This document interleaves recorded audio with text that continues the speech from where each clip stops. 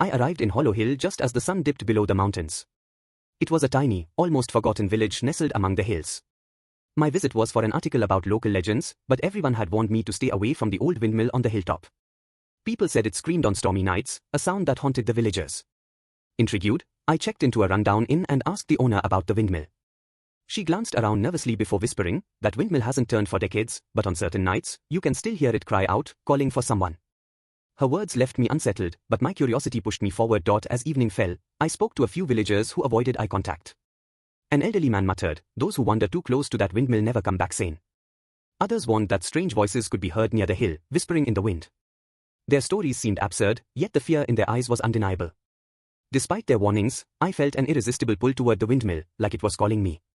That night, I resolved to venture there at first light, my excitement mixed with an uneasy dread. The next morning, as I trekked up Hollow Hill, a chill crept through the air. The windmill loomed at the top, weathered and abandoned, casting long shadows across the grass.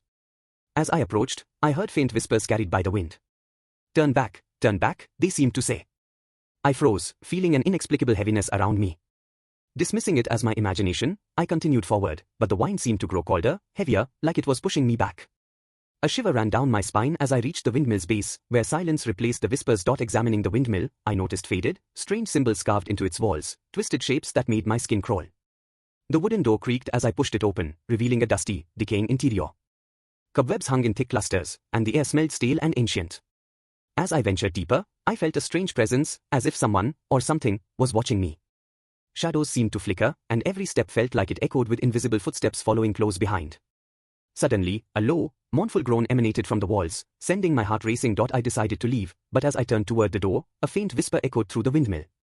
"Help, me." I stopped, my heart pounding as the voice grew louder, pleading and mournful.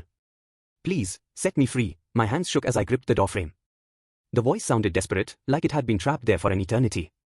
Swallowing my fear, I whispered, Who are you?" But only silence followed, an ominous, suffocating silence that made me feel I was not alone. I took a deep breath and walked outside, but as I reached the windmill's edge, a cold hand gripped my shoulder. Turning around, I saw a shadowy figure, a pale face, hollow eyes, and lips twisted in a scream. I staggered back, gasping, but the figure dissolved into the wind, leaving me shaken. The villagers' stories were real. There was something in this place, something ancient and angry, bound to the windmill.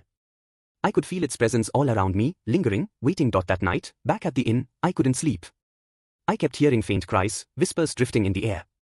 The walls seemed to close in around me, shadows crawling across the room. I glanced out the window and saw the windmill silhouetted against the moon, and for a moment, I swore it was turning, groaning with each revolution. My heart pounded as I shut the curtains, but the whispers grew louder, seeping into my mind, telling me things I couldn't understand. The next day, I returned to the windmill, driven by an uncontrollable urge to uncover its secret. This time, I found a hidden trapdoor beneath the floorboards, covered in dust and locked with a rusted latch. With trembling hands, I pried it open, revealing a staircase spiraling down into darkness. Every instinct screamed at me to turn back, but I couldn't resist. I descended slowly, the air growing colder with each step, and the faint scent of decay wafted up to meet me. At the bottom of the stairs, I found a small, dimly lit chamber lined with old, rotting wood.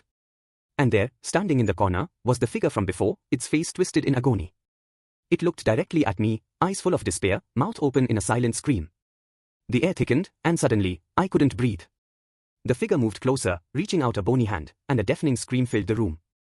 Covering my ears, I stumbled backward, but its voice echoed in my mind, filling it with images of fire, shadows, and endless torment. Panicked, I fled up the stairs, out of the windmill, and down the hill.